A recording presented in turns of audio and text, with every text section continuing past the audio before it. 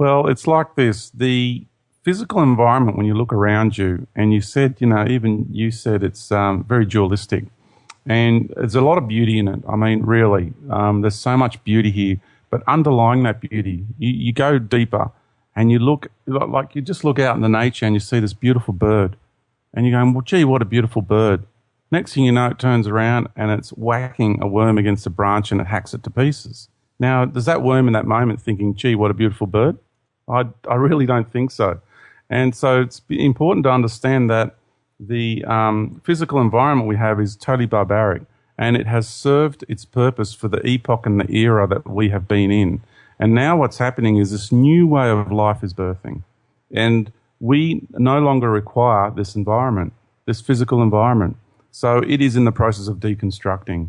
And there's plenty of evidence about that. There really is. The Hadron Collider has just made massive discoveries, which you're not going to hear about. I found out because I found myself remote viewing in the middle of the night and got to see some paperwork. And what they have discovered is that they have what's called instability factor. And because you have elements that are stable and you have elements that are unstable. So they have a rating for all the elements. And what they found, because when they did the first experiments, they thought they created the instability themselves. That's why they shut it down straight away. Mm-hmm. They freaked out.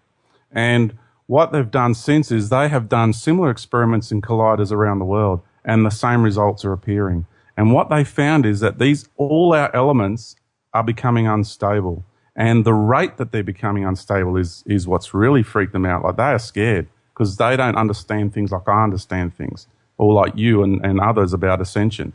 They are just seeing that this whole reality is destabilizing, and they're quite frightened about that. Sorry, I just want to ask one thing right there, because that's interesting, because I've been pondering upon the idea that if, maybe not that the physical laws are like breaking down, but if certain things for whatever reason is changing so fast on the Earth, one level to this is that their technology and some of the things that they're now coming up with, even including all the GMO stuff, the genetically modified crops and things like that, is actually because they want to try to preserve something that's changing so quickly that they believe it's falling apart and it's getting out of their control, in that sense, out of their hands. Is that what is happening right now, do you think? It is exactly what is happening. Oh, really? Like, a lot of these powers that were, they're not the powers that be, they are the powers that were, and they thought they were in control. They have come to realize that they are not, and they're just continuing to portray the illusion that they know what's going on, and they are totally winging it. They really are. And this reality is changing at such a fast rate that they just really, they're really very frightened at the moment. And the rate that these elements are becoming unstable is instability infinitum. It's infinite. So therefore, this whole reality is going to an infinite state of being. They don't know. And when you look also at the Montauk projects, like really look at the Montauk projects, look at the time chair experiments that they did in Montauk. Dig deep and look into this material. And look at how every time they moved forward in that time chair, every time. And each time you do that, you're going through a probable avenue. But the destination was the same. Every time they got to the 21st of March, 2013, and they didn't do it just once, they did it time and time again. That every time they hit the 21st of March, 2013, this reality ceased to exist and everything was pure light.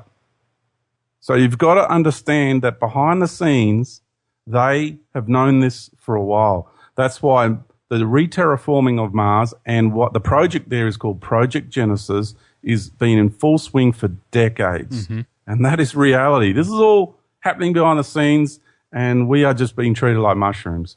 And I've got the luxury of having these experiences because I went there and I was summoned there and I went there. So I'm telling you from first-hand experiences, not from some deluded state of mind as some people would like to believe. Mm-hmm. Well, that is very, very interesting, and I'd love to talk more about that obviously as well. I've been interested in what is happening on Mars, and we've seen some of the photos where we see ice caps beginning to come and go. Some people have pointed out vegetation now as well. We have these green patches on Mars. That's really interesting. Well, the reality is that there is an atmosphere on Mars already. Right. I stood on the surface. There is an atmosphere there. Okay. And we are just being treated like mushrooms. Honestly, we are. And there is at least 1 million Earth people there already. So many super soldiers that have been bred for making sure they maintain order over there. And the chain and the different areas that these people have to go through to be acclimatized to the vibration of Mars. It took me days to get over that trip, because when you stand on the surface of another planet, and I've been to other planetary bodies as well, not just Mars in this one lifetime, when you stand on those other planetary bodies, you are resonating the vibrational pattern of that planet. And when I came back, I was sick for days. And these people are being injected with nanites, and they're being told they're being inoculated for stuff. But really, they've just been filled with nanites and all sorts of stuff. To maintain the vibration, they're being calibrated to the vibratory patterns of that planet. So when they go there and they go into these different holographic realities where they spend each time in these different areas, and they just get told they've got jobs to do there, but they don't realize that they're actually being slowly calibrated to the vibration of the planet. So it's maybe to these kinds of projects that all the money on Earth seem to have gone, all the gold that seemed to have disappeared, and all the wealth that it just seems to be kind of vanishing at this point. Maybe they still need money to actually pull off some of these projects. Who knows, huh? In some areas of these products, they do need funding, but in many areas they don't. Yeah. George, I'd like to begin to wrap things up here for the first hour, and obviously continue with you in our second for our members. This is really, really interesting, this conversation, and I'm really enjoying it. Why don't we just finish off on this question here, though? I'm interested, obviously, in how this will affect people. Obviously, they are connected spiritually, maybe more than others in that sense, but if we just for a moment here look at how this will unfold for, let's say, people who are never, ever even heard about this kind of stuff, how will they be able to make sense of this? And how do you think that this will impact them on a psychological level? Will they be, are we talking about people who will be so shocked if things are beginning to break down at this kind of level around them that they actually will not be able to make it through this time? Again, are we talking about people who actually will lose it in that sense from a mental and psychological point of view, or how do you see happen? Again, I'm just talking about this from the point of view of average Joe, as they say, in that sense. I mean, how will they perceive all of this, do you think? All of the above. There will be people who have breakdowns. I mean, if anybody tries to, I've had lots of the experiences of trying to tell people about the greater aspects of life. No doubt you have, when you try to tell family and friends about what's going on behind the scenes with the power structures on the earth and what have you. The way they look at you is just just the glaze over the eyes, and instantly we're crazy. That's right. No, really, when things start to really, really change in a big way in the public arena, because if you think like the veil is like a damn wall, and it's just barely holding, and soon it's just going to break and flood into the public arena. So when this happens, it's going to happen. And it's not going to happen slowly. It's going to be a pretty big deal. And people are going to freak out. There will be groups who will commit suicide, cult groups, religious groups. You know, there'll be all sorts of weird things going on the planet. So it'll be quite chaotic on many levels. I would say maintain your integrity, maintain your center. And let me give you this example. Mary Jo, raising 3 kids, single mum, working 2 part-time jobs, doing the best she can. Well, guess what? Her and her kids are going to ascend. Okay, I'm not saying there's a case for everybody, but this is going to happen. And the reason they're going to ascend is because at the moment they're very, very much entrenched in the veil and in the matrix. But she's having her soul journey, her life's experience. And the time will come when the veil will just lift for her, and she will know exactly where to go and what to do. And so what I say to people is the knowing will come from inside of you, because a greater aspect of yourself is the composer and the orchestrator and the conductor of this life you're having here on earth. So I say go within yourself, and you will know within you, trust and believe in yourself that you have provided the time when you will awaken and you will know for yourself. And don't let anyone tell you what to do. And just believe and trust in yourselves, because that's the ultimate knowing, because that greater part of you is the part that is in one and harmony with the rest of life. Okay, March 21st, 2013, a prediction, daring, but obviously interesting listening to this. It's really, really interesting.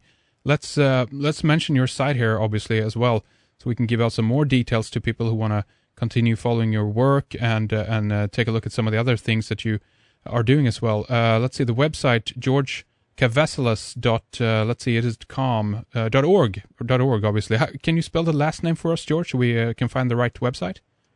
Yeah, sure. It's George Kavassilas, spelled KAVASSILAS.org. So www.georgekavassilas.org. Excellent. We will have the links up on redicecreations.com as well, so you can click through easily from there. Is there anything else you want to mention about the website, what you have there, or where you recommend people maybe to go if they're newcomers or if they're familiar already with your work? Well, there's a whole lot of literature there and videos, no charge for people to watch. I've also got a global tour, which I'm embarking on. In a couple of weeks, I'll leave for Spain. And we're heading your way, Henrik, over to Sweden. Yeah. Around May. Around May, okay, I see. Well, where will you be going up here in Sweden? Yeah, it'll be really good. We're very much looking forward to it. And looking at doing three cities there, and just in Sweden alone. So things are getting quite, the demand is there. People are just resonating. They say in the head, it's nuts, it's crazy, but it just feels right in the heart. So that's what I get from everybody. So that's all I can share is it sounds nuts, and I agree, totally agree, but it feels right. All right.